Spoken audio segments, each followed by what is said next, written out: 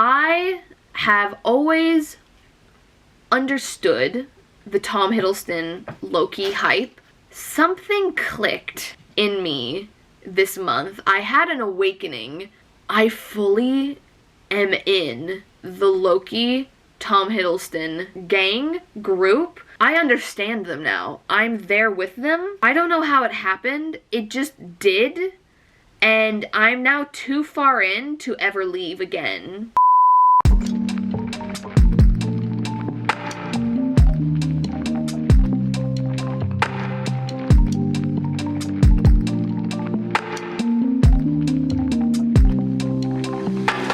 Hey guys, what's going on? So today we are discussing every single thing that I watched in the month of April, along with the Academy Awards. I just have to discuss the Academy Awards, y'all. Okay guys, it's Rachel from a month later. I decided halfway through the month of May that I wanted to, what's the word? Splice my April and May wrap-ups together because I was still uploading my Watchmen videos at the time when I would have originally wanted to upload my April wrap-up, and I didn't want to upload my April wrap-up in the middle of the Watchmen videos. I felt that would have just looked weird to me. I wanted all the Watchmen videos to be together. So by the time I was ready to upload the April wrap-up, it was almost time for the May wrap-up. So I was like, let's just put them together. Also, just a little heads up, sorry if you could hear my cat Ophelia in the background. She's in a playful mood and I don't want to stop her from having her fun, so you're just gonna hear her in the background. Sorry. Also, I apologize in advance if you catch notice to this hideous red splotch on my neck. Blame my curling iron. Trying to hide it, it's not working too well, so it's there to stay for this portion of the video, the May wrap-up portion. I may make it so this portion here is at the end of the video, or I may cut between the April and May stuff. That's what I'm gonna try and do. If it works well, you'll see the end result. So before we jump into everything that I watched in April, I did forget to talk about two movies that I watched in the month of March. So I'm just gonna mention them really quickly. I, in the month of March, rewatched, and I did a video on it, link up there.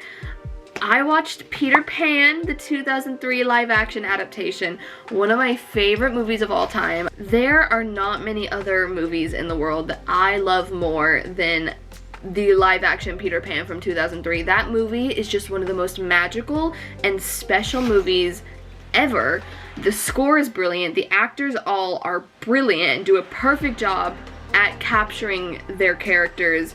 Just everything about it is just perfect. If you want to hear me gush more about how much I love the movie and just the details of the movie and literally everything I could ever say about the movie, go watch my video I did on it. It's one of my favorite videos I've ever done, so highly recommend going and checking out that video. I would give Peter Pan a 10 out of 10. I would give it a bajillion, a million out of 10. That's just a brilliant movie and I love it so much. 10 out of 10. And the other movie that I watched in March that I forgot to discuss is actually a documentary called The Apollo that came out like last year. It's about the Apollo Club in New York City, and I was really curious to watch it because I love New York City and I love the history and all that stuff around New York City and everything there, and it was a really interesting documentary. I'd say kind of the structure of how they filmed it was a little odd, but on the whole, I loved a lot of the archived footage that they incorporated into the documentary. And I would give The Apollo a 7 out of 10. Okay, let's move on into everything that I watched in the month of April. So I'd say April was a pretty dang good month for me for movies. As of TV, not as much, but I'd still say I made some decent progress TV-wise. So let's go into the movies first. So the month of May. The month of May honestly flew by really quickly for me. The first couple of weeks of May was filled with finals for school, and I feel like every day since then has just kind of been a blur. So the first movie that I watched in the month of April was a movie that I was watching in preparation of the Academy Awards, and that is Pieces of a Woman. This movie, y'all, I did not read the like little blurb about the movie going in. So I knew it was gonna be like dramatic. I knew it was gonna be like sad, but I didn't know why. And that first 20 minutes, I guess spoilers for Pieces of a Woman, if you haven't seen it, it's within the first 20 minutes, and it also is within the blurb. I just didn't read the blurb, but if you want to go into the movie blind like me, spoilers. I was not aware that she was going to, the main character was going to give birth to a stillborn, and the main thing about that scene to me is it was like, I think like a 20-minute scene. It wasn't the opening scene, but it was like close to the opening. It was like within the first couple scenes, and it was all one take. It was all one shot, and it was like 15 to 25-ish minutes, and it was brilliant. It was so well done. I'm always so impressed when I see in a movie or a TV show them do a really, really long take, just because it just looks so seamless. They do it so well every time, and this one was so long, 20 to 25 minutes, and it was just beautiful. And it was this whole birthing scene. I was convinced the main actress actually was pregnant. I had to Google, was so-and-so, I'm blanking on her name, was she actually pregnant? She was not. So I don't know like exactly how they convey pregnancies and birthing scenes in movies. I'm not fully aware of that movie magic, how they do that, but they did it so well with her. I literally thought she was actually having a baby, and it was so emotional. And I started to figure out within like the last 5 minutes where the movie was going. I was like, oh, okay, I see. This is not gonna be a happy birth at all. So I got it by the end, but I can't believe I didn't read the blurb. I usually do, so that was a shock. As of the rest of the movie, it was good. It was decent. The main girl, I'm blanking on her name, but she's also in The Crown. She was brilliant. She did a very good job. Just the rest of the movie, like, because that one take, that 15 to 25 minute one take was so brilliant, it made it so the rest of the movie was just kind of good. It wasn't that, like, if the whole movie had been like that first 20 minutes, it would have gotten a higher score for me, but because the rest of it was just like solid, I would have to give Pieces of a Woman an 8 out of 10. Now that's still high, that's still an 80%, still a B, but like, it could have been a 9 or a 10 if it stayed at that level that opening was at. The next movie that I watched in April is a movie we watched in my film class. And actually, while we're here, I can't believe I didn't do this, I'm going to talk about really quickly all of the movies that we watched in my film class this month. So if you haven't watched any of my other monthly wrap-ups, I am in a film class in college, and we've been doing a lot of just kind of film history, going over some of the classics and stuff like that. I've been very fortunate to be watching these movies because I've like had them on my list to watch for so long. It just takes a lot for me to watch a classic, so I've been using this class as my excuse to get through some of these movies that I would have waited way longer to watch in any other point. So I'm just gonna read out those movies and then I'll go over my quick thoughts on all of them. The movies that we watched in my film class this month: La Jetée, Butch Cassidy and the Sundance Kid, The Last Wave, The Big Sleep. Oh, and that's it. Just those. Okay, so let's go over them. La Jetée. What was La Jetée about? Oh, right, yes, okay. I remember I had something to say about La Jetée. So one thing I really liked about La Jetée is, and this is from what we discussed in class, one of the only type of like movies to do this, came out in 1962, and it's completely told through still images. There's like one scene that's like actually like, you know, like video footage, like one, and it's like, I think like less than 10 seconds long. The rest of it is literally just still images with then like narration over it. It was so interesting. Very experimental. Interesting. I still give it a 7 out of 10. I wasn't too enthralled by the storyline, but I very much applaud that experimental take of doing a movie but all with just still images. I think that's so interesting. So 7 out of 10 for La Jetée. Butch Cassidy and the Sundance Kid. Good. I've never been much of a Western fan. There may be some Western fans out there. I've never really been one, unfortunately. Butch Cassidy and the Sundance Kid was fine. It was decent. 7 out of 10. The Last Wave, an Australian film. I thought it was just, again, fine, decent. There were some interesting points. It's kind of horror-ish. It's labeled more as like a thriller mystery, but there were some aspects in it that gave me major horror vibes, which got me very excited. I was like, oh, are we watching another horror movie in film class? I've loved the horror movies we've watched, like Nosferatu and stuff like that. So I was pumped to see something maybe a little horror, and it was a little creepy, but I didn't think it really went full on into horror like I would have wanted to. So I gave The Last Wave overall a 7 out of 10. The Big Sleep was not for me, unfortunately. I've just never really been into those kind of like private investigator, detective type movies. At least like the ones from like long ago, like classic ones. But even some modern day ones, like I don't know why, but the genre has never really been my thing. So I gave The Big Sleep a 6 out of 10.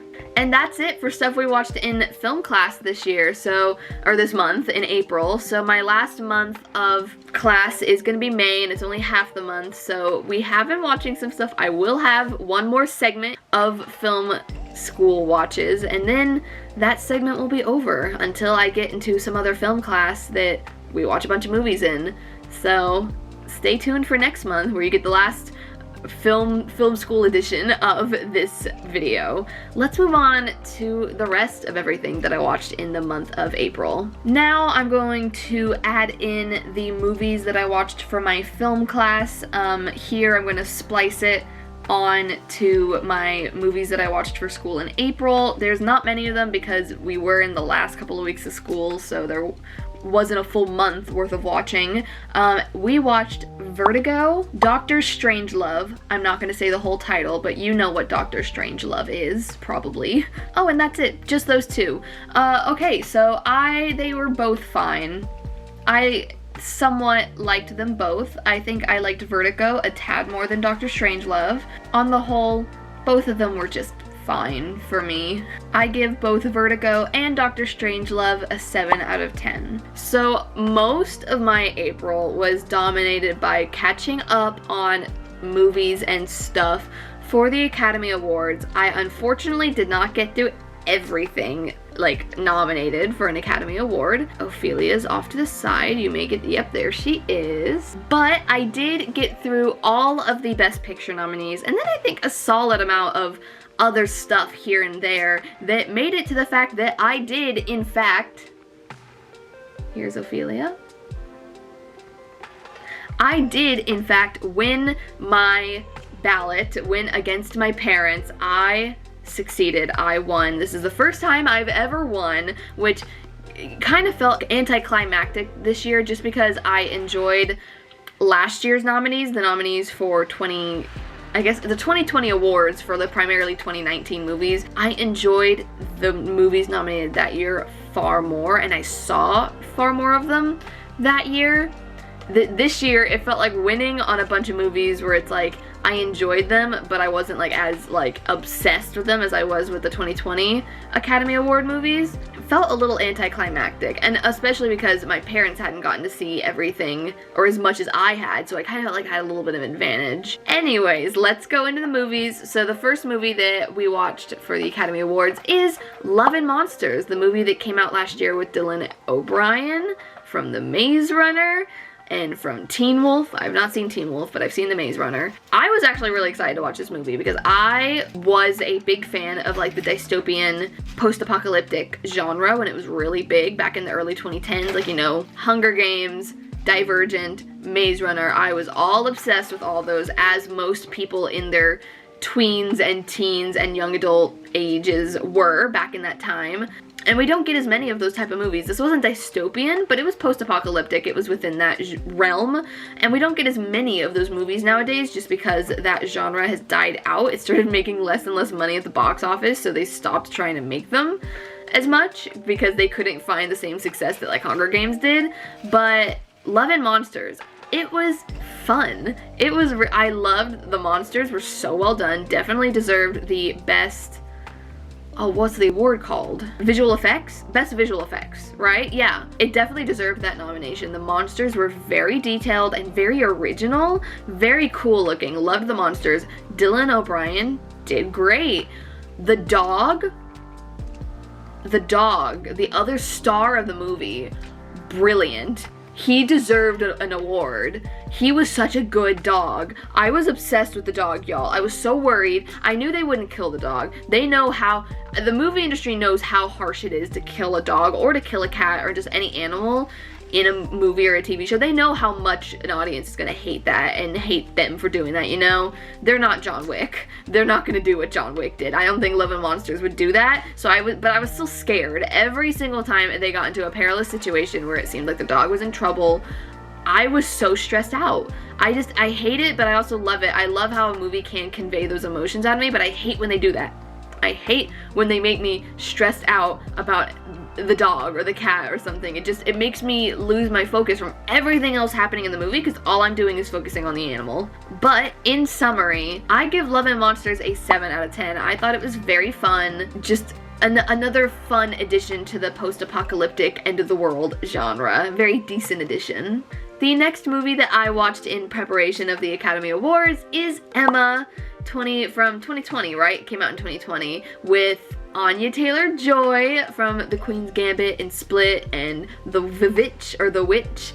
I love Anya Taylor-Joy, guys, and Emma was so fun.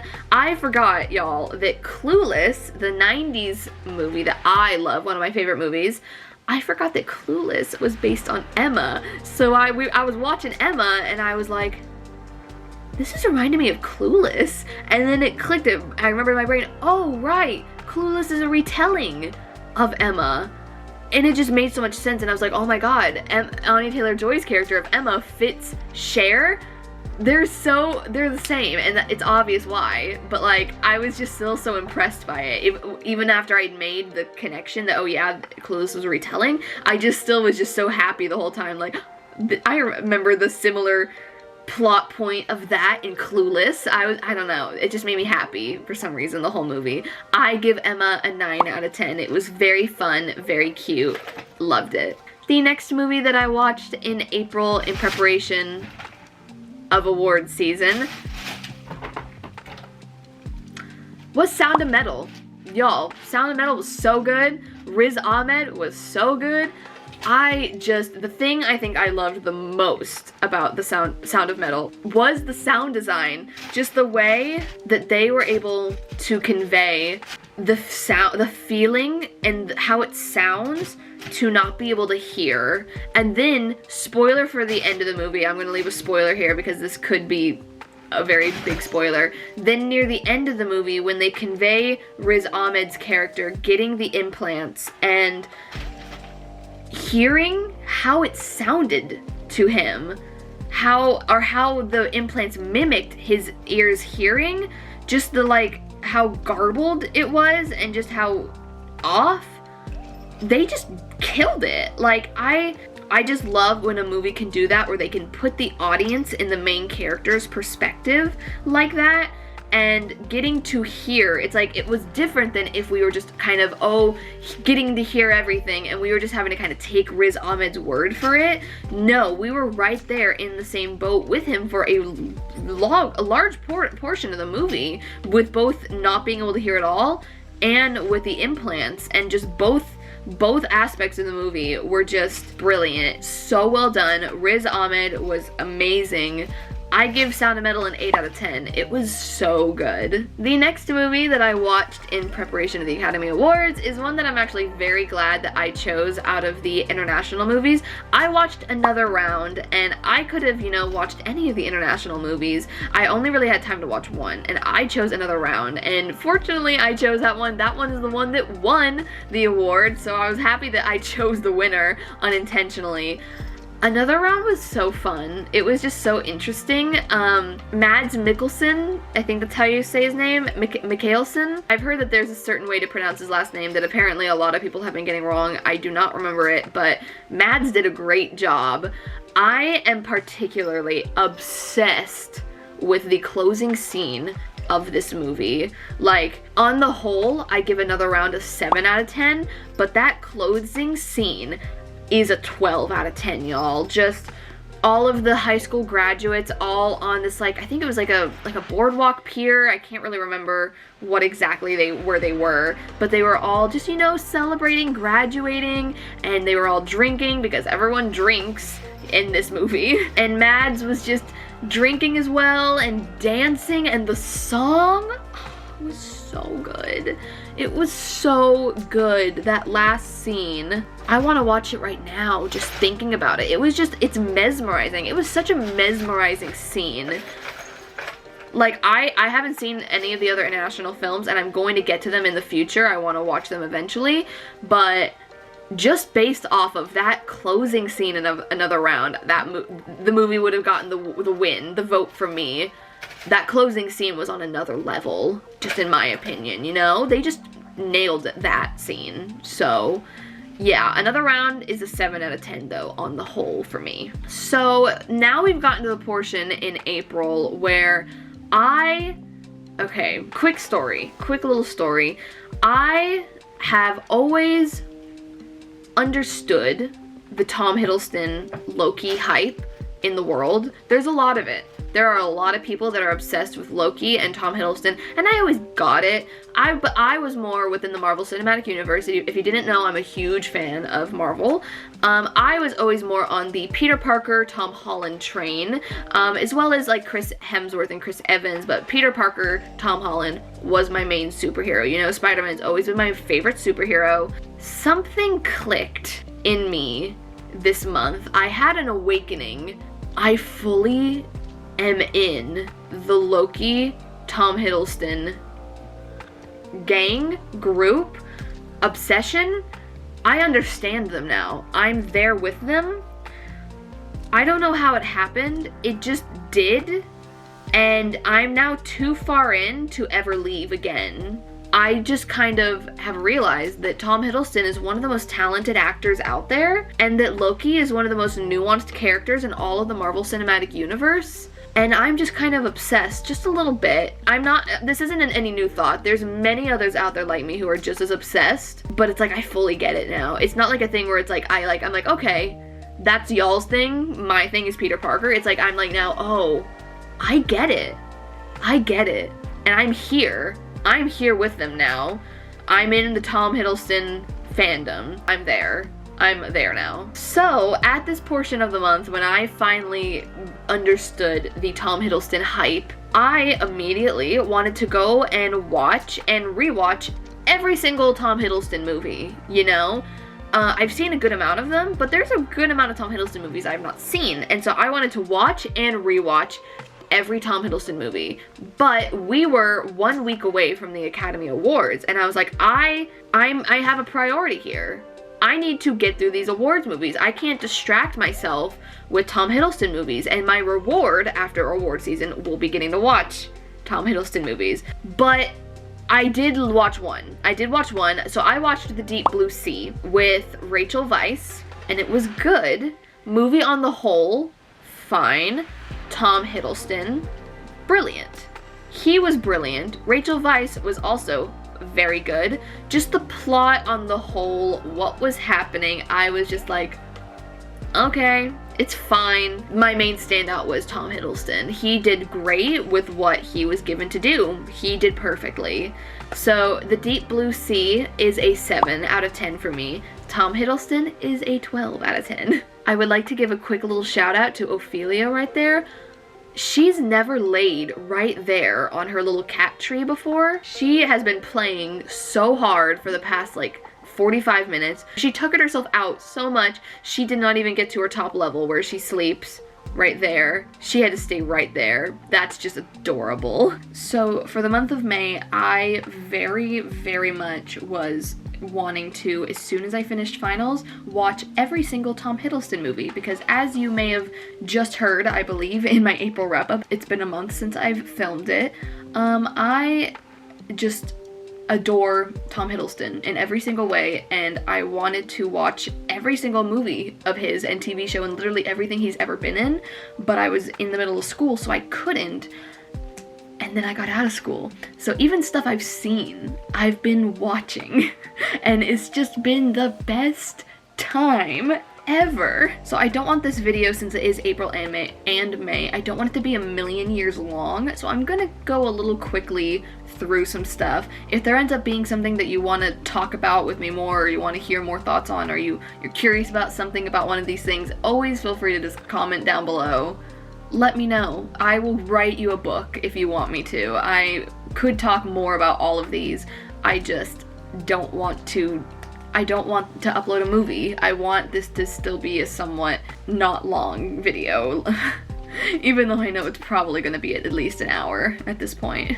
So the first two movies of the month of May that I watched were two Tom Hiddleston movies, actually both directed by the same director, and that is Unrelated and Archipelago, which, okay, I really enjoyed Unrelated. It was Tom Hiddleston when he was like 26-ish, I don't know. It's like one of his first movies he did, not like his first, but like it was before Thor or anything, and he was young, and I need more young Tom Hiddleston.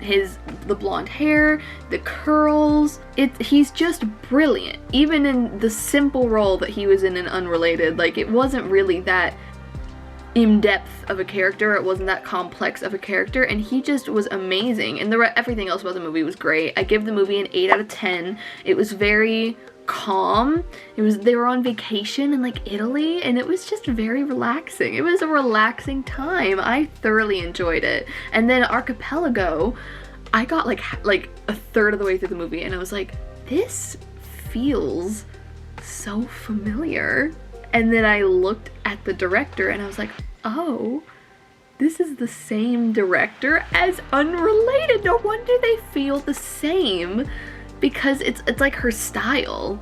I can't explain it. You guys would have to watch this director's movies, Unrelated and Archipelago in particular, to understand kind of what I'm going for in terms of just like her style and her toned movies, but they're just very calm. They feel like improv. The scripts feel very relaxed. It's just like, I don't know, the conversations are just some of the most real, not in terms of what they're saying, but in terms of the line delivery, in terms of how she has the actors say their lines and act with each other. It just is like it's very raw and real feeling, and it just feels like I'm just kind of not a documentary, but like I'm watching real life. Like it doesn't feel like a movie. And it's also just because the plots, they aren't really complex plots. It's very easily something that could be happening in real life. And I know that's you could say that about a lot of movies, that it's something that could happen in real life, but it really feels just like the most normal thing in the world, and it's a movie. Like usually movies have something about it that makes it like fantasy, and not fantasy in terms of like high fantasy, like dragons and kings and queens or whatever. I'm talking about like there's something about it that makes it feel like an escape from real life. And in this, it's like, no, this is just everyday life, and we're just watching actors portray this regular everyday life thing, if that makes sense. They are in Italy in one movie, and I guess that could be an escape, but that's the best way I could describe it. They're very different movies than a lot of movies out there. I give Archipelago a 7 out of 10. I did enjoy Unrelated a tad more. Tom Hiddleston in Archipelago, since these are Tom Hiddleston movies and my main reason for watching them is him, I will comment on him in this one. He was also fantastic in Archipelago. He was like 29 in Archipelago, so it is one of his earlier on movies. It was like right before he filmed Thor. And they were also on vacation, I believe, in this one as well. I don't think it was in Italy, but it was somewhere. It was a family on vacation. There's something with this director and vacations. But yeah, Unrelated, 8 out of 10, Archipelago, 7 out of 10. And the next movie that I watched in May was, you guessed it, another Tom Hiddleston movie, and I watched the crazy movie, High Life. The weirdest movie in the world. Maybe not in the world, I think I've seen weirder, but it was definitely up there in terms of just like, what is going on? I liked the like commentary that the movie and like the themes that the movie had about class. I think that was really apparent in the apartment that Tom Hiddleston and Luke Evans and Elizabeth Moss that they lived in, like how the upper floors had kind of better amenities and just lived better, and like, I can't remember the specific details that Luke Evans listed in the movie because it was a month ago when I watched it pretty much, but like the bottom floors like struggled more and had less in a sense, but then it wasn't like obvious, it was very subtle, I feel like, in some ways, but Tom Hiddleston was the best part of this movie. Jeremy Irons also popped up, that was cool, but Tom Hiddleston was the best part of it. He killed it in the movie. He did. I give High Rise a 7 out of 10. Okay, back to awards movies. We are on the final week here before the Academy Awards. Countdown is on. I watched Nomadland. Finally watched Nomadland, guys.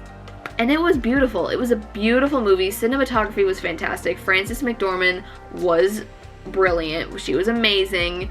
It was good. It wasn't my favorite of the Best Picture nominees. My favorite Best Picture nominee is still The Trial of the Chicago 7, but Nomadland was very good, and I will talk more about what won the awards after I finish with the movies, before I head into the TV shows I watched this month. But yeah, I'd give Nomadland an 8 out of 10. Oh, I'm excited to talk about this one. The next movie we watched in preparation of award season was Ma Rainey's Black Bottom, y'all.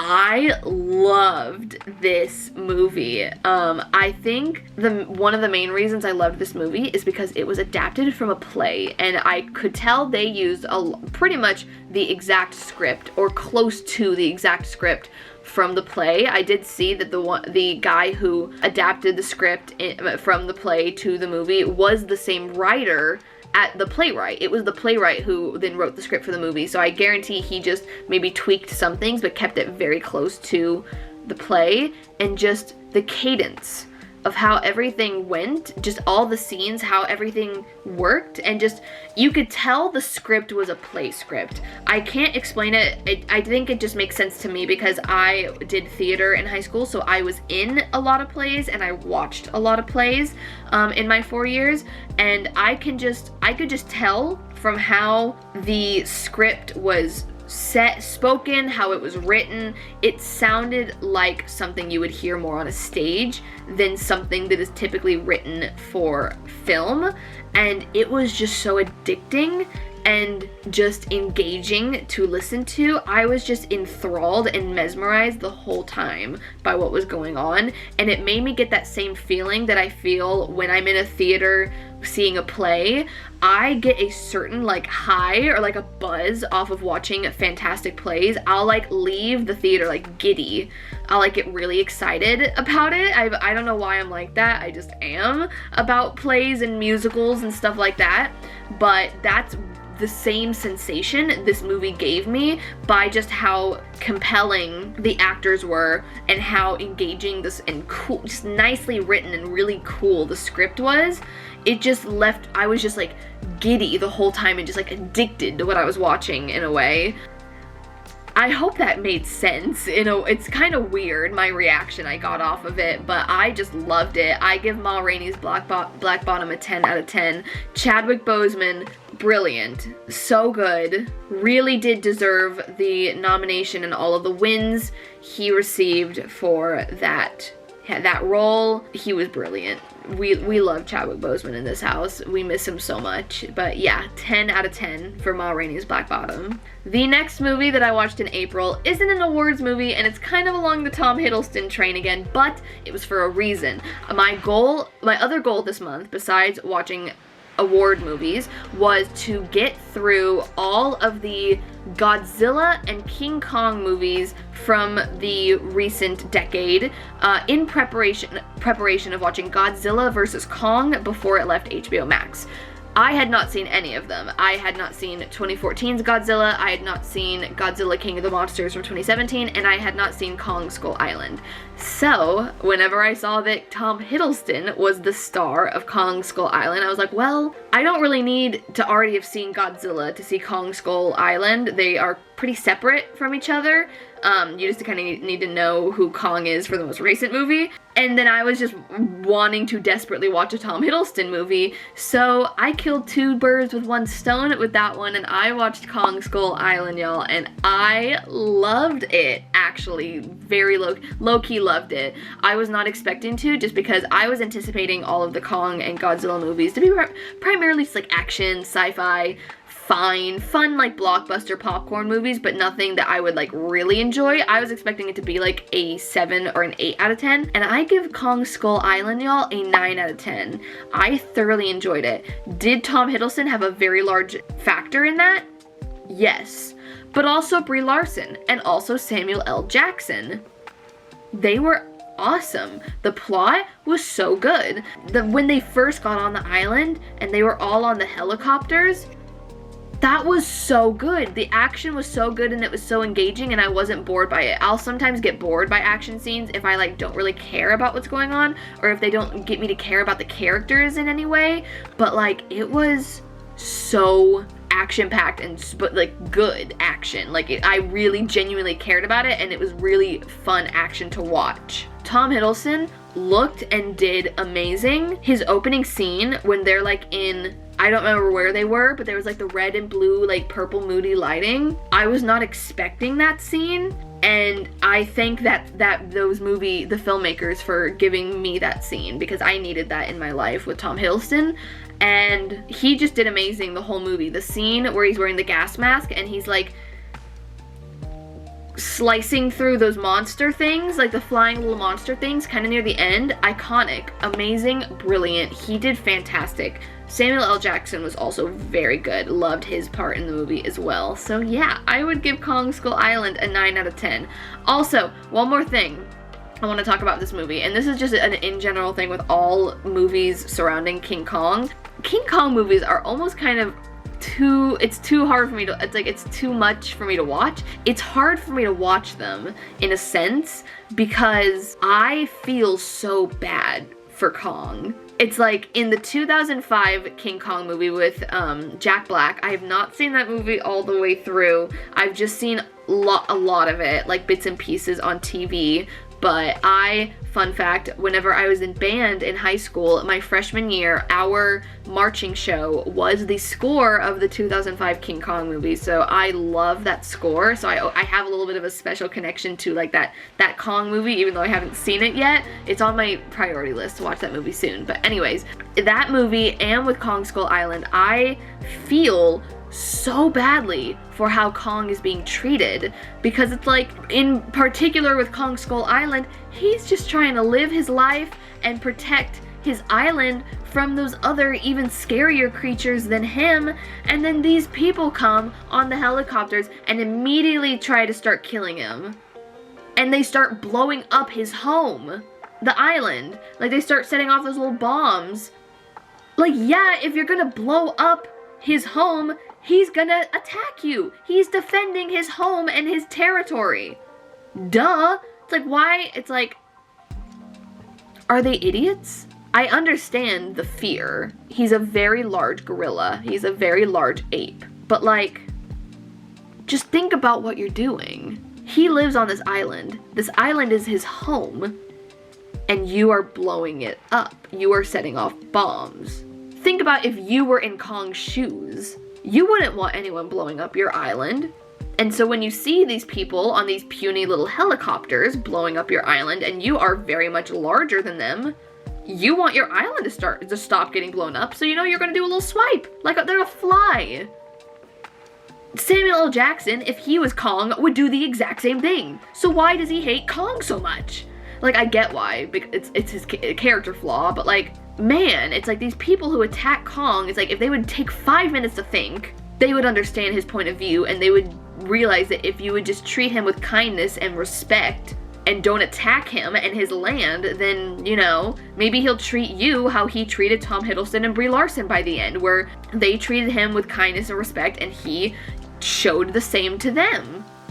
Not that hard, y'all. He's an intelligent creature. We see that even more in Godzilla vs. Kong, which I'll get to. But yeah, those scenes where they were attacking his home and attacking him, it was kind of hard for me to watch, but on the whole, I would give Kong Skull Island a 9 out of 10. The next movie that I watched in May is a movie that I watched for you guys, and that is the 2019 movie, I believe. I believe it came out in 2019, Ma. What even to say about that movie? One of the just craziest horror thriller movies I've seen in a while. The plot went in a totally different direction than I was expecting it to go in. I wasn't expecting Luke Evans or Allison Janney to be in the movie. I expected, if there were going to be parents in the movie, for them to be pretty small actors and like not big parts of the movie. I expected it to be solely just about the kids.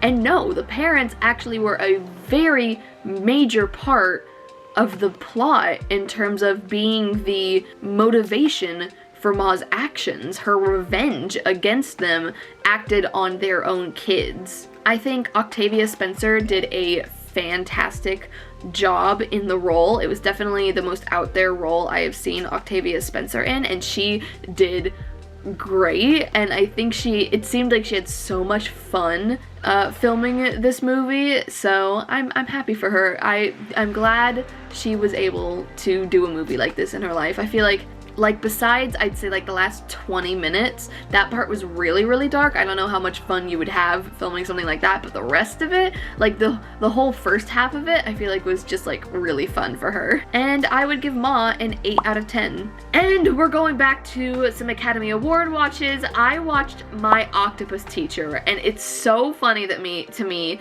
that the first documentary I chose to watch was the one that actually won the Academy Award. I watched My Octopus Teacher, and it was delightful. I loved getting to see that man befriend the octopus. That was just very nice. I love ocean documentaries. They're always very fun. I'm pretty scared of the ocean, not gonna lie. I never want to go out in like deep water because of sharks and because of whales. I know whales wouldn't intentionally harm me. It's just the feeling of there being a very, very, very, very, very large creature underneath me, and I may not be aware of it, that terrifies me. And also the sounds that whales make are beautiful, but if I was like in deep water, like in kind of in Finding Nemo, like the drop-off, if I was in like the drop-off type territory in the ocean, like where there's like no coral reefs or anything, it's just like blue ocean and sand and stuff, and it's very, very deep, like going, you know,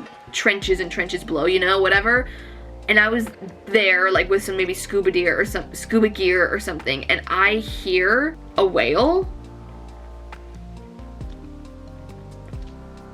there's not much else I fear in this world than that. Just the thought of that right now, thinking of it, gave me chills. That is just terrifying. Like, I know it's a beautiful, beautiful sound. I love hearing it in documentaries and stuff. It's just such a haunting sound. The sounds that whales, the different types of whales make, and the thought, especially if I were alone in the ocean, I'd feel a little bit more comforted if I were like with other people. But if I were alone in the middle of the ocean and I heard that, like if I was under the water and I heard that, game over. I'm dying right then and there, just out of fear. I will die of fear. Like, I know the whales are gonna harm me, but the sound is so haunting sounding that it just is scary to me. And then obviously I'm not about sharks. Sharks are beautiful creatures. I love watching Shark Week. I don't want to ever be around one by myself in the ocean. Not about that. Sorry, sharks, but you're not gonna be seeing me. Which is unfortunate because I desperately want to learn how to surf. I'm just going to try and do everything I can to learn how to surf in the safest environment possible, to where there's the smallest chance of there ever being a shark. Like, I'm talking like there's a bajillion people around me, so if there was a shark, there at least be a lot of people there to save me and to help me out and to get me to some of the doctors quickly, you know? Yeah, that's my thought process when I think about wanting to learn how to surf. But anyways, that's my thought on My Octopus Teacher. I would give that delightful little documentary an 8 out of 10. The next movie that I watched in April is the Tom Hanks movie News of the World. I watched this for one of the Academy Award nominations. I honestly don't remember which one. Maybe supporting actress? Maybe score? I don't know. It was fine. I think the part of it that I liked was how they were traveling through Texas in, I don't remember what year it was, but it seems like it was at some point within the late 1800s, maybe early 1900s, but I'm guessing late 1800s. If it's earlier, or if it's like farther back in time than that, I apologize. I'm blanking on what time it took place in, but anyways, so it was like, I remember them going by a sign, like a really old-timey sign that said, like a Western sign that said San Antonio, and it's like, I know San Antonio. I've gone to the Riverwalk in San Antonio. I've gone to the Alamo. Every kid in Texas who went through the Texas school system went on a field trip to go to the Alamo, you know? That's just what you do when you go to school in Texas. So yeah, it was just cool seeing like Texas, but like Western in the 1800s and like kind of in the central Texas-ish area. I enjoyed that as a Texan. I just liked that. But yeah, I would give News of the World as a whole a 6 out of 10, I think, is what I'd give News of the World. Fine, but just not really for me. Alright, we are on to the day before the Academy Awards in terms of when I was watching stuff. This is the Saturday right before the Academy Awards, so I was just like, I was watching multiple things at once at this point, trying to get through just as many things as possible to get them in my brain in time for the ballot, you know? So the next thing I watched is I watched the documentary Time. That one seemed pretty intriguing to me, and I enjoyed it. I thought it was a really interesting story that happened in real life. Obviously, it was a documentary. It's not a fiction piece or anything, but it was really good. The main mother in it was so strong, and it was very well made. I give Time a 7 out of 10. Okay, so here's where me and my parents, the day before the Academy Awards, watched the last 2 Best Picture nominees that I needed to see to make it so I'd seen all of them. So first we watched Mank. I was nervous going into Mank, y'all, because there are very split decisions on Mank. Some people really enjoyed Mank, some people did not enjoy Mank. So I was nervous, especially because of how long it was and just what it was about. I was worried I was gonna hate it, and I didn't hate it. I didn't love it. It was not my favorite Best Picture nominee by far, and it was on the lower tier of my ranking of the Best Picture nominees, but I was actually very intrigued by the story, and I thought Amanda Seyfried did a great job. Gary Oldman was good, and the story was interesting. I think my favorite aspect of the movie was just seeing old Hollywood in the 40s. I'm blanking on the time period. 30s, 40s, I think 40s, maybe 30s, but no, it was the 40s. I'll confirm that over here just to make myself look less like an idiot. But anyways, I just loved seeing them like making the movies and just being in the studios and just seeing how the world worked, because it was just interesting. I just loved the old Hollywood feel of it as well. I loved I can't really say what they did to make it sound like old Hollywood, but like they did something with the audio, David Fincher did, that made it sound like when the characters were talking,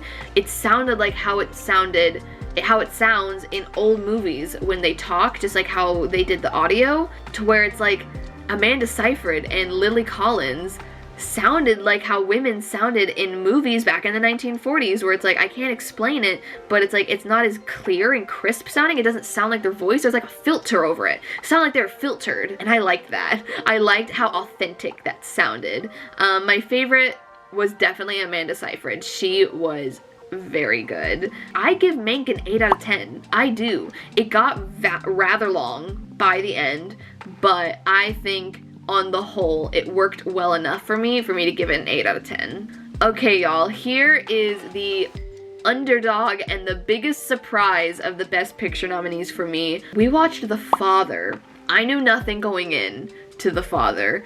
So I didn't know what to expect. I didn't know if it was going to be something I loved or I hated. I personally, just from the title, The Father, did not think it was going to be something that I loved. I loved it. I loved The Father. The Father was my second favorite of all the Best Picture nominees. What a surprise! I would have never seen that coming. I would have seen the father as just like the boring one of the group, you know? But no, it's not. The father was heartbreaking, devastating. It left me, I didn't cry the whole time, or maybe I teared up a little bit, but then that last scene, I'm just gonna go ahead and put a little spoiler thing for the father. That last scene when he's in the nursing home, I'd assume that's what it would be called in the UK, or there may be another term for what the home he was put in. When he was there, and he was just so confused as to where his daughter was, and where he was, and then who he was. I broke down. I was just sitting there and I just started sobbing and I could not stop. Credits rolled. I was just sitting there just sobbing. It was just heartbreaking. I'm starting to get a little emotional now thinking about it. Anthony Hopkins, man. I haven't seen every Anthony Hopkins movie in the world, but I've seen Silence of the Lambs, which he did win his first Academy Award for, and I've seen him in some other miscellaneous things here and there. Out of everything I've personally seen him in, this is his best role he's ever done. I was expecting the father to kind of be like the Two Popes last year, which Anthony Hopkins was also in. I believe that was from last year's awards. And I saw the Two Popes, obviously, and the Two Popes was like fine. It was decent. I think I gave it a 7 out of 10 last year, you know? That's what I was expecting the father to be for some reason. I was expecting it to be another just solid movie. It's good. I didn't expect it to be as devastating and as beautiful and have such an amazing script and just have an amazing set and just to be able to paint this story and put the audience in the shoes of someone going through dementia, you know? Like I'd heard that the movie was about you kind of being put in the perspective of an elderly person going through dementia or something like that. Like I'd heard a little bit about it, but like I'd kind of forgotten about it. And so going in, I was just like, oh my God. Like I was just as confused as Anthony Hopkins was for half the movie, and then it finally all clicked in the end what really had happened at the beginning, like with the nursing home people being there in the beginning, and it was like, who are you? Why are you calling that lady your daughter? Is she supposed to be like the passed away, the dead sister, and you're remembering her? Like I was trying to figure it out like it was a mystery, and then when it clicked in the end of who that was and that he's been in the nursing home for like a couple of weeks now and he's been having these memories of his life before, like months ago or maybe even a year ago or something, and he's accidentally putting the people that he sees every day in the nursing home in his daughter's shoes and everything. It was just heartbreaking to see, and Anthony Hopkins just did a brilliant job. Like, I love Chadwick Boseman and I love his performance in Ma Rainey's Black Bottom, and I think that he deserved to win the award. But I also think Anthony Hopkins deserved it. Like, there are years where there will be multiple actors who deserve an award. And I'm not gonna talk about it now. I'm gonna go a little bit more into it in a minute when I talk about the Academy Awards as a whole, because I have some thoughts on that whole thing that happened with the Best Actor award. I have something to say, but I cannot get over The Father. It was just brilliant. I don't think I could ever watch it again because it was so sad. And I don't want to cry that much again and feel those emotions again, and I don't want to think about how heartbreaking dementia is again, because that's just a really tough subject that we as human beings have to go through and think about in our lives, and I just don't want to think about it voluntarily. So obviously I give The Father a 10 out of 10. The Trial of the Chicago 7 inches above it just a little bit for me in terms of my favorite Best Picture nominees, but The Father is in second place, which I was not expecting going into award season. I was expecting it to be near the bottom, and nope, it was second place. The next movie that I watched in May is one of my favorite movies of all time. This is a rewatch, and it is because of Tom Hiddleston, and that is Only Lovers Left Alive. I watched this movie for the very first time in 2020. I had no idea what to expect going into it the first time I watched it. I thought it was going to be good, but I did not expect it to be as phenomenal as this movie is for me. I adore this movie even before I really became a huge fan of Tom Hiddleston like I am now. This is just when I was kind of like a casual fan of him. I was as much of a fan of him as I was of Tilda Swinton, and I just loved the movie besides them. Like, just everything about the movie. Of course, they enhanced it. I don't know if I would love the movie as much as I do if it wasn't them two in the leading roles, but just the movie.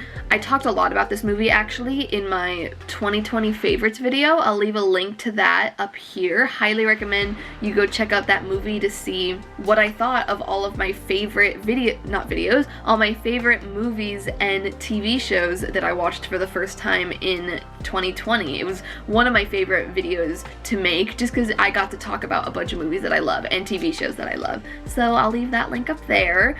But anyways, there's something about Only Lovers Left Alive that is just the most mesmerizing thing ever. I think it has a lot to do with the score.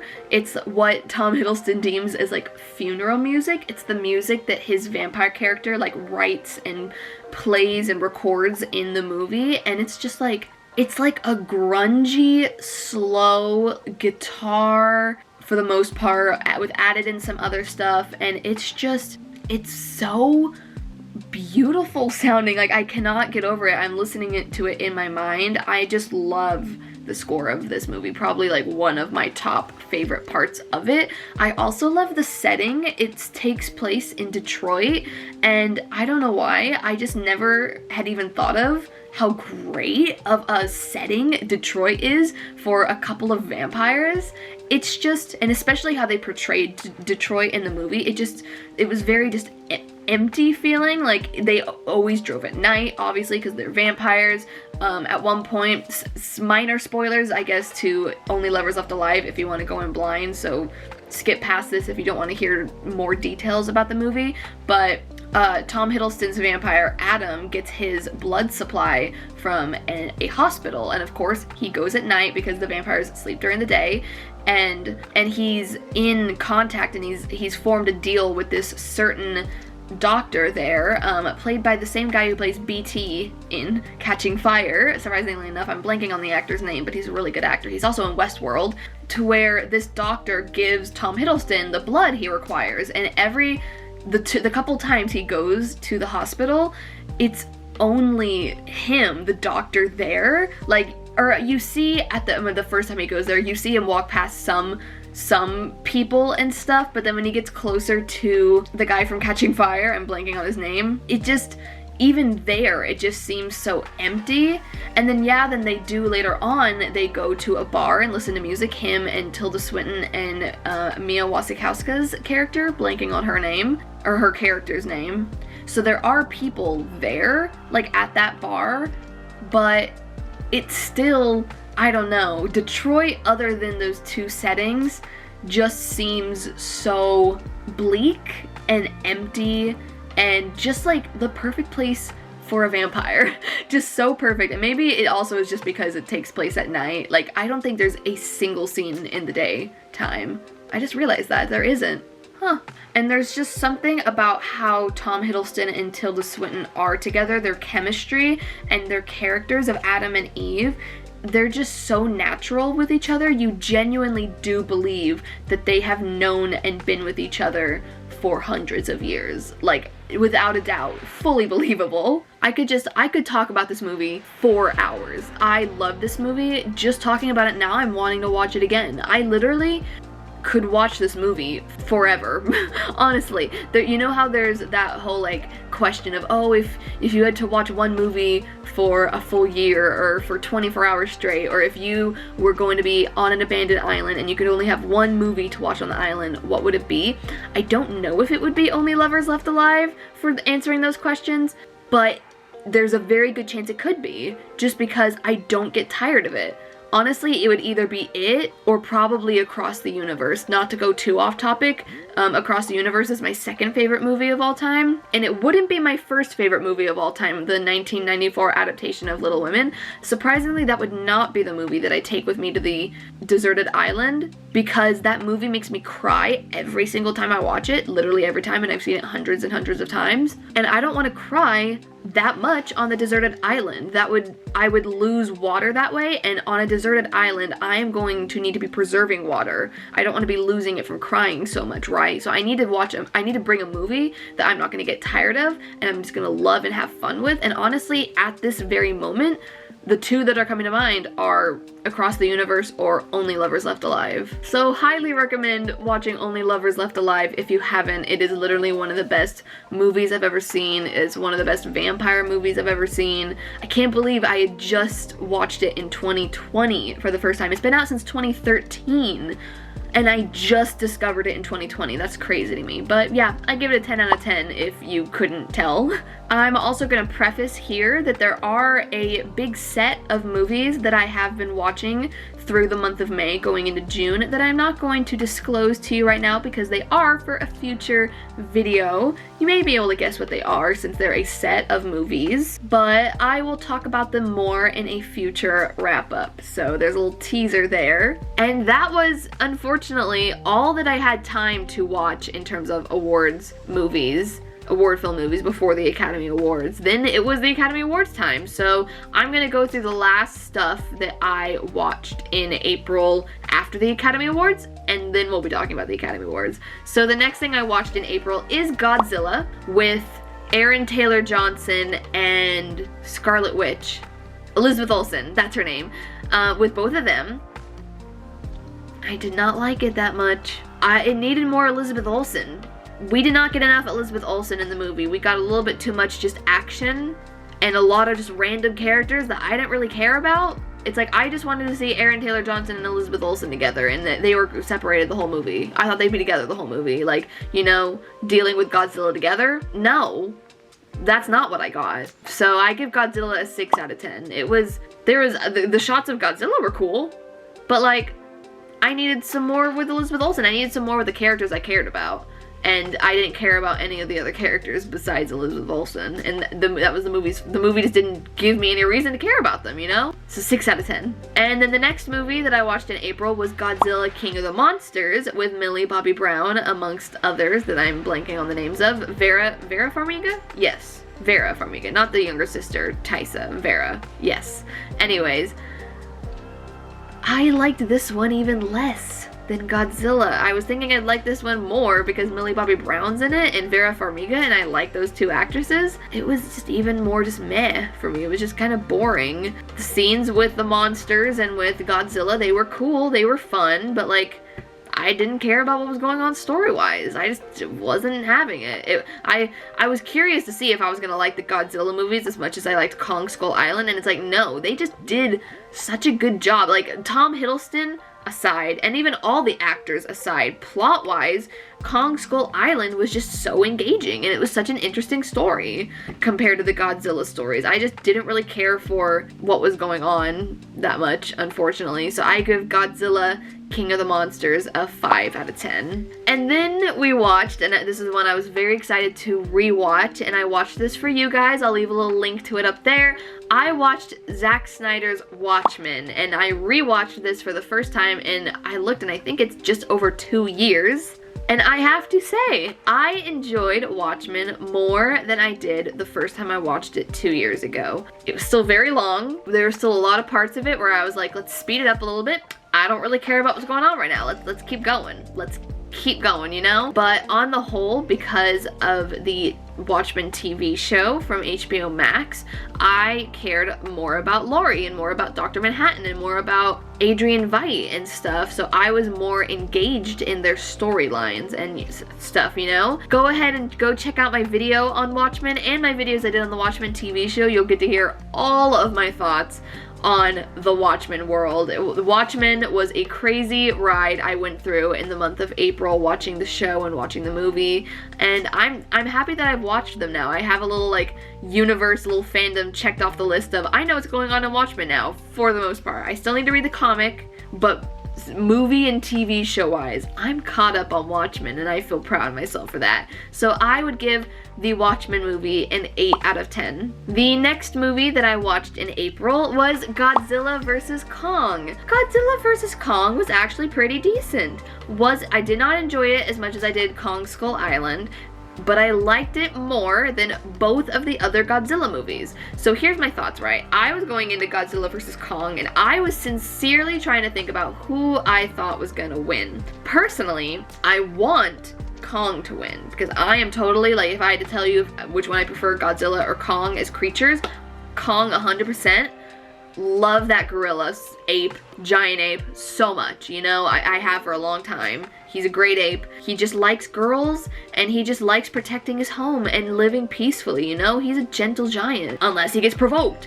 Don't provoke him, and he's fine. Anyways, I've always liked Kong. Godzilla just didn't give me that emotion that Kong gives me, like in terms of a creature. Like, he's cool, that little beam of what power, energy, electricity, whatever that Godzilla beams out of him, cool, but can he do sign language like Kong can? I don't think so. Can he give you that emotion in his eyes that Kong gives you? I don't think so. Godzilla's just kind of there. He's just kind of a creature that just pops up out of the ocean, and he's like, hello? And it's like, okay, can you go away, Godzilla? I'm trying to focus on Kong here. Anyways, but power-wise, I was trying to figure out who I thought would win. Because, you know, the title's Godzilla vs. Kong. You know there's going to be multiple showdowns between them. So I was trying to figure out just, like, logistically who would win. And my money was actually on Godzilla because of that laser beam power he has. I was like, yes, Godzilla has his, or Kong has his brute strength, but can Kong defeat that power? I didn't know. And honestly, now that I'm thinking of it, it seems like they both beat each other at one point, and then didn't they, in the end, it's been a minute since I've watched the movie, in the end, they ended up then teaming up against a different monster, right? They ended up settling their ways and teaming up to fight the worser creature. It was the robot Godzilla, right? That was it, right? Yeah. So I'm glad we never got to see like Godzilla killing Kong or anything, because that would have been terrifying. And I think it almost happened from what I remember. Kong almost went down.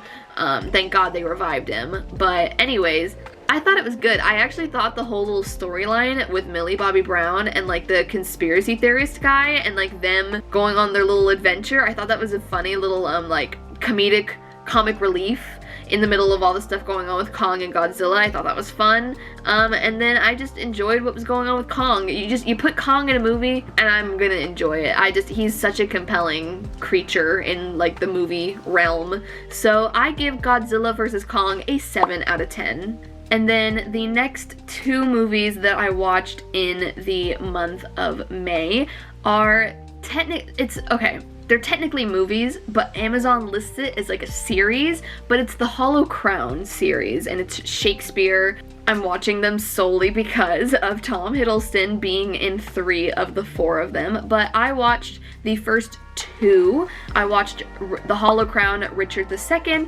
and Henry IV, Part 1.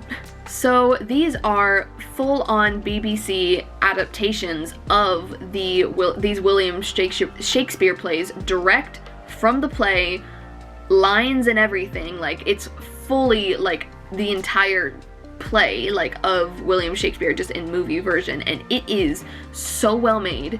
It is kind of hard to get through because it is Shakespeare and it is 2 hours of it, and I feel like Shakespeare is a little bit more engaging for me when I'm actually seeing it as a play and I'm seeing them right there. Movie version, it's a little bit different for me, but with the right actor saying the lines, it is very mesmerizing at times. To talk about Richard II first, this one's definitely my least favorite so far of the plays. Gonna be honest with you, can't really tell what's going on too much, and that's just because I'm very unfamiliar with these plays of Shakespeare's. I'm way more well-versed in Midsummer Night's Dream, Romeo and Juliet, Hamlet, Macbeth, those plays. I've been in them, I've seen them, I've read them. Those are more my speed. The ones that are about kings, I think I had to read one of them in an English class in high school. Don't remember which one it was.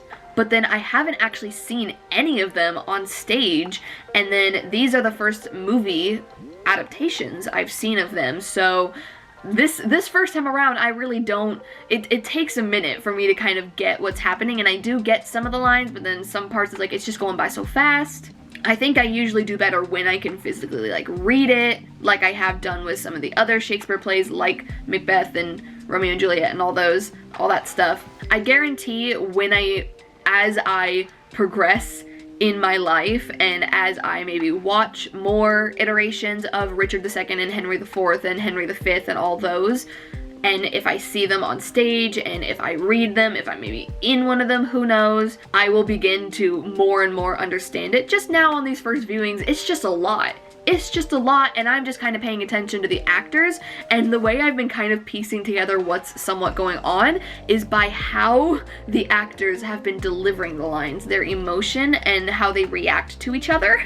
So to talk specifically about Richard II, I know I said before I was going to go into Richard II, and then I kind of diverted it past that. But anyway, so Richard II, out of Richard II and Henry IV Part 1, I definitely prefer Henry IV Part 1. That does have a large factor to the point that Tom Hiddleston is not in Richard II.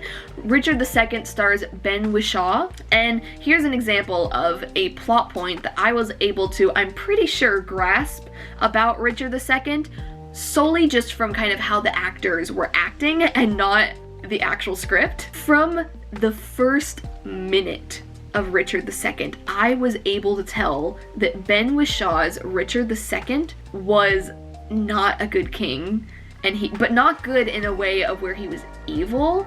I don't think he was evil. He definitely wasn't good, but he wasn't like cruel. I don't remember him being cruel, but he was just kind of not like a king. He was, what are good words to use? Weak?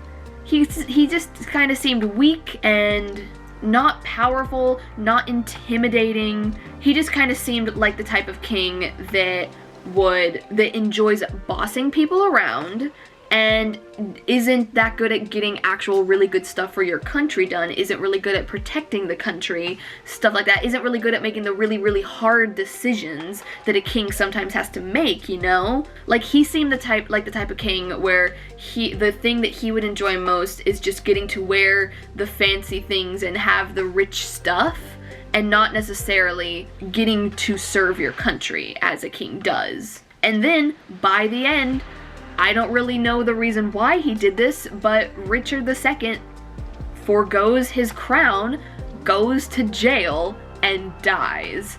So I think I was on the right track in terms of just what type of king he is. Not really a good one. Not a guy who's really fit to be a ruler. He seemed kind of just more like a prince, a spoiled prince. Which obviously he probably was. If he's king, he was a prince at one time. Now on the other hand, as then we move on into Henry IV Part 1, that is then where you see the exact opposite of Ben Wishaw's Richard II, and we get Henry IV, aka Jeremy Irons. Talk about a contrast. He is literally so fit to be a king. Is he nice? No. I mean, he hasn't really, he hasn't done anything cruel, I don't think, yet. Also, I still, not gonna lie, I have 30 minutes left of Henry IV Part 1, and then there is a Part 2, so there is still a whole other movie. But yeah, I still have 30 minutes left of this one, but I'm pretty much over. It's over. I feel like I can speak enough about it at this point, but he is a powerful king. He has a powerful voice. He gives off the vibe of being able to make the hard decisions that Richard II could not make. Like, Richard II just didn't seem powerful, while Jeremy Irons, I would trust him to lead the country into a war. Like, you know, at this time in history, this is like what? Medieval times? 1400s maybe? I think maybe 1400s. Don't quote me on that. I do not know when these take place, but some point within that, you know, early time in history. And that's a time where England was battling lots of places. They were in war all the time. So like, what you needed in a king at that time was someone who made good battle war decisions, someone who would even lead you into battle, who would be the one to lead you in the battle and stuff. Richard II would never step foot on a battlefield, okay? Jeremy Irons, he would.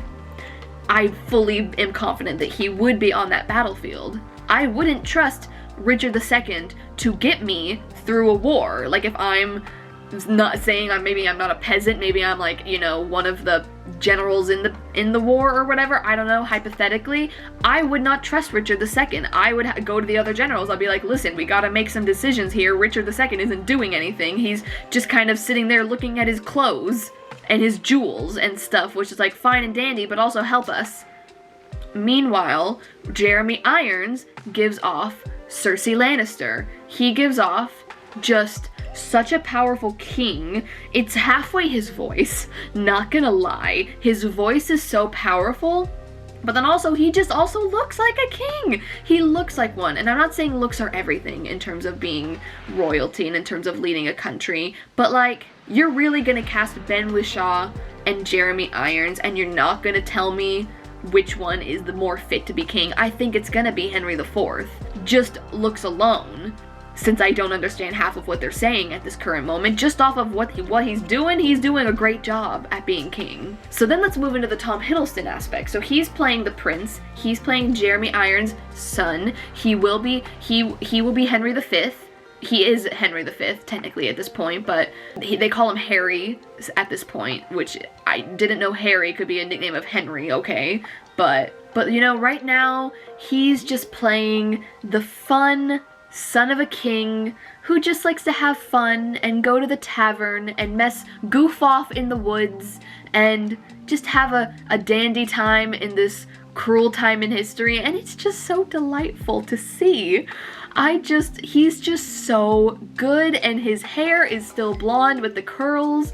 I can't get over that. He's just delightful. He just gives off the vibe of just a fun-loving, from what I can tell, prince. He gives off that vibe so well. I'm so excited to watch Henry IV Part 2 going into then Henry V, because we are going to see him ascending to the throne at some point. Something's gonna happen to Jeremy Irons. Don't know what. Excited to see. I'm actually really excited watching these, even though it's hard to understand what they're saying. I can gather what's gonna happen. Jeremy Irons, something's gonna happen. Maybe he's gonna die in battle. Maybe he's gonna die of sickness. Maybe someone's gonna betray him and poison him. Maybe someone's gonna betray him and stab him. We don't know. Maybe he just dies of old age. I'll keep you posted when I find out, but then Tom Hiddleston is going to ascend to the throne, and I already have seen some screenshots and some clips of him and Henry V when he's king, or at least maybe it could be in Henry IV Part 2 whenever he's maybe like older prince on the way to becoming king. Not too sure, but I've seen him where he looks different than how he looks in Henry IV Part 1, and he, out of all of them, is the most kingly. Like, Jeremy Irons is up there, but I think Tom Hiddleston I would trust Tom Hiddleston more, because I think the difference between the two, it's not just because it's Tom Hiddleston. The difference is I think they are portraying Tom Hiddleston's character of Henry V. He seems kinder than Jeremy Irons is king. He seems like, now granted, I don't know how good of a king, I don't know how kind of a king he will be when we get to Henry V. Not too sure what's gonna happen there yet, but just based off of how he is now at this point in his life, he just seems fun and carefree and happy, and obviously he is gonna be weighed down by the role of having to rule a country, but I don't think he'll turn to cruelty. And even Jeremy Irons isn't cruel, he is just kind of harsh at times. I don't know if Tom Hiddleston will get that harsh. So, on the whole, that makes him a better king, and that makes him a more trustworthy king, that makes him a more beloved king. I'm very excited to see it. I'd love if there were some Shakespeare enthusiasts, people who know these plays. Feel free, if I'm wrong about any of this, if I totally got Ben Wishaw's Richard II wrong for some reason, I don't think I did, because he literally gave away his crown to, I think, his cousin, went to jail, and then was like impaled by like crossbow arrows or some sort of arrows, something. He got impaled. So like, honestly, not the way to go. But if I'm getting anything wrong about this, or if I'm missing some sort of detail, or if you know any of these plays and you just want to tell me some facts that maybe I'm missing about this play, please feel free to let me know. I would love to know. Yes, I could Google stuff about these plays, and I probably will after this, after I've seen them all, but as of right now, it's like, I just love going into all these blind and just kind of trying to figure out what's going on here. Anyways, I think I've ranted too much about the Hollow Crown at this time. I honestly could just go on more, but I think I'd just start going in a loop of talking about how powerful Tom Hiddleston and Jeremy Irons are in these movies, because they just...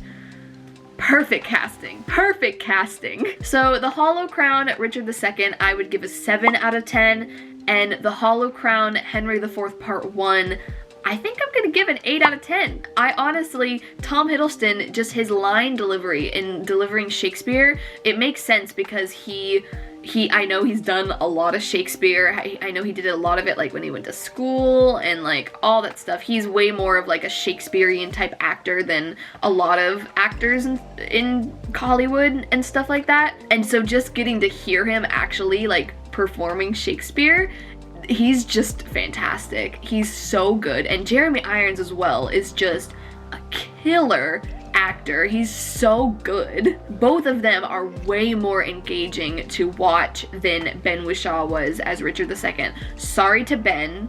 You did great in portraying your little weak version of a king, but they're better. And that could just be because of how Shakespeare wrote them. He maybe wrote them to be better than you. Sorry.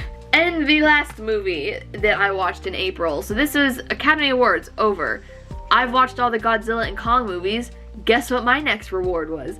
I get to watch every Tom Hiddleston movie and rewatch every Tom Hiddleston movie, because that's all I'd wanted to do for 2 weeks at this point.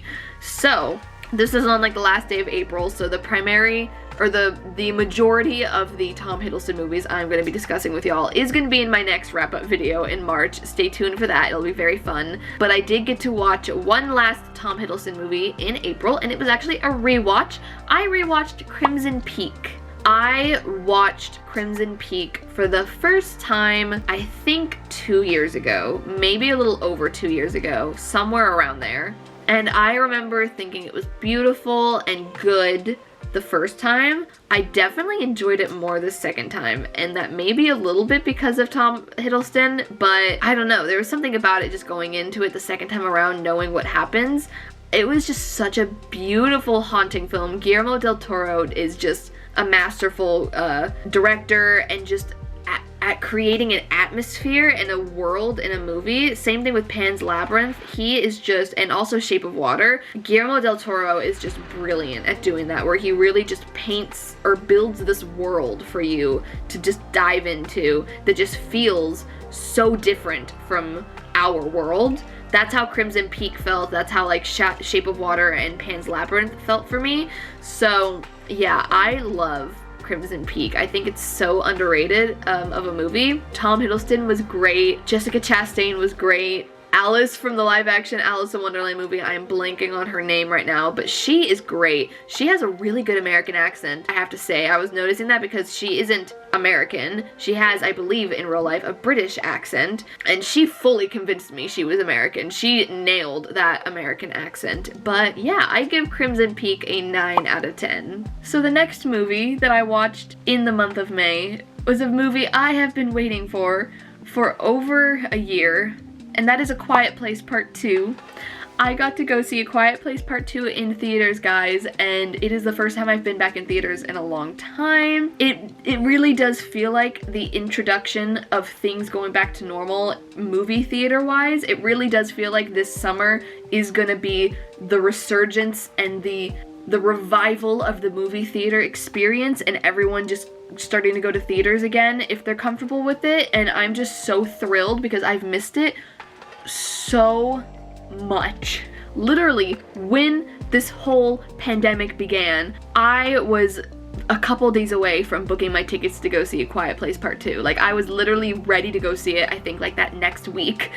And then everything was shut down and canceled and pushed, and it just feels so good to be able to say that I have now gone and seen it. I have now seen A Quiet Place Part 2, and it was amazing. It was so good. I am such a fan of John Krasinski's directing style. I am such a fan of this world. My favorite part was the opening. Spoiler to the first like couple minutes, the first like 20 minutes or whatever of A Quiet Place Part 2. I'll put a spoiler little thing here. Spoilers will be over when the little graphic goes away.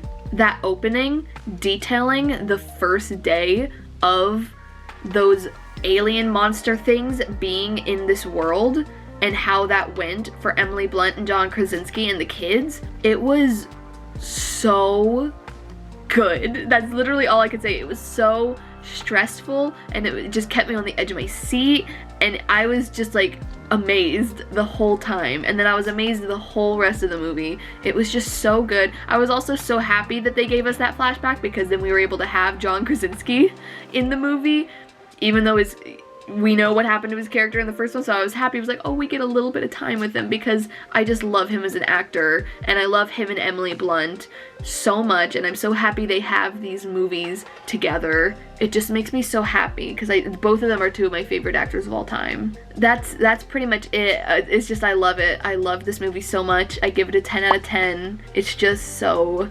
good. And Millicent Simmons, I think is her name. I know her first name's Millicent. She killed it, knocked it out of the park. She was knocked it out of the park. She was just so good. Yeah, loved it. Also, Cillian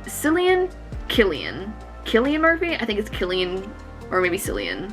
Either way, him, I did not recognize him in the movie at all. I've only ever seen him in Christopher Nolan movies, and he always is clean shaven in them. So whenever he popped up in this movie with a beard, I genuinely didn't know it was him the whole time. The whole time I did not know it was him until the credits came, and I was like, what? He's in this movie? So yeah, that kind of blew my mind a bit, him being in the movie, but 10 out of 10, fantastic. The next movie that I watched in the month of May is Bo Burnham's new comedy special, Inside.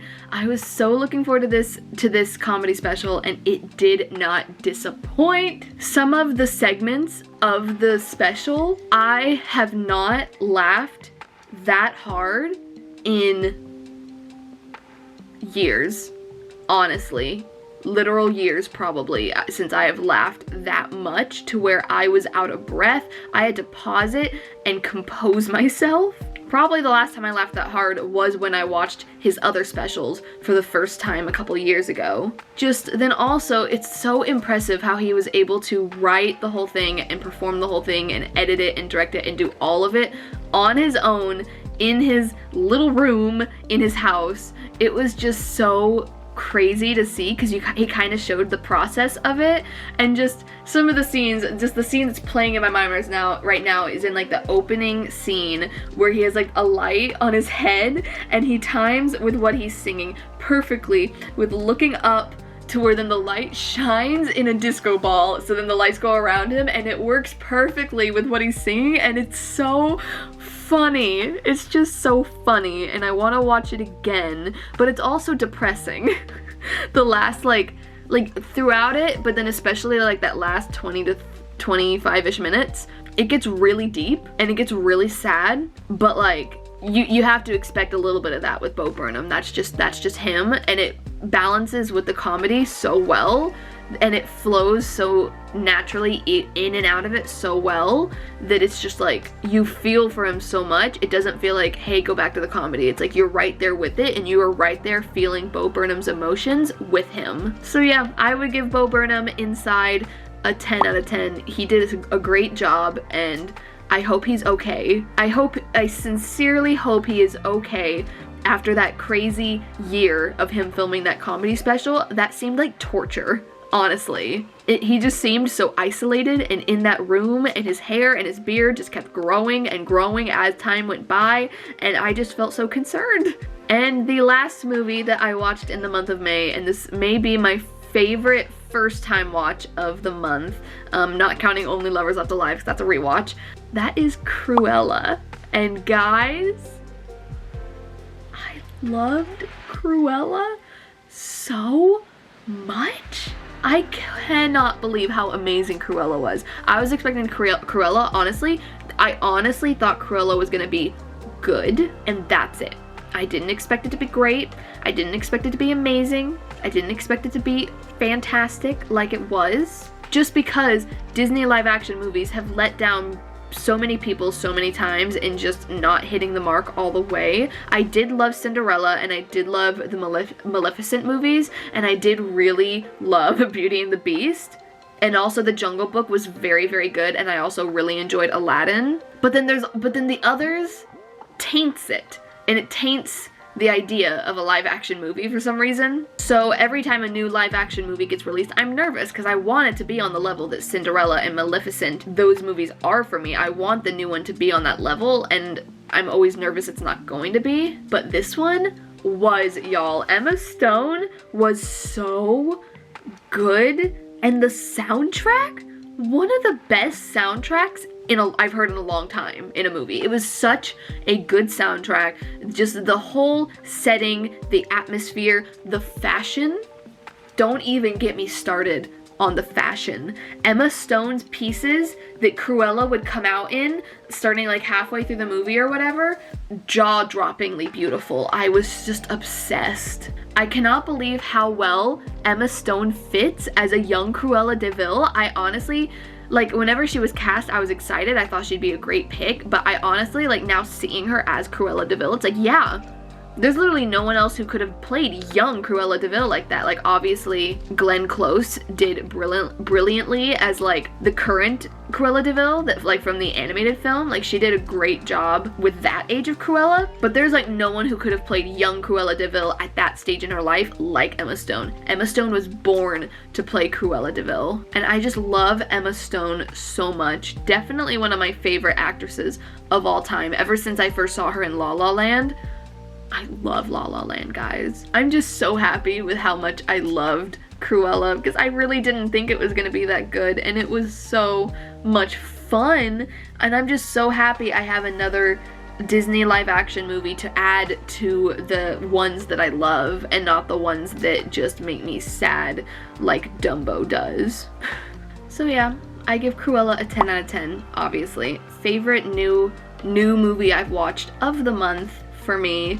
And I'm just so excited, both with A Quiet Place Part 2 and with Cruella. I'm just so excited to see, like, the blockbuster genre come back with the pandemic slowly but surely coming to an end. And I'm just excited to see theaters coming back and just everything with entertainment, movies, and TV just starting to come back to normal. It is just a really good thing to see, and I hope it can continue like it is and nothing happens to slow it down again or to stop it entirely. And that's it for movies that I watched in the month of April. Let's move on to the Academy Awards, y'all. I just want to quickly go through some of my major thoughts.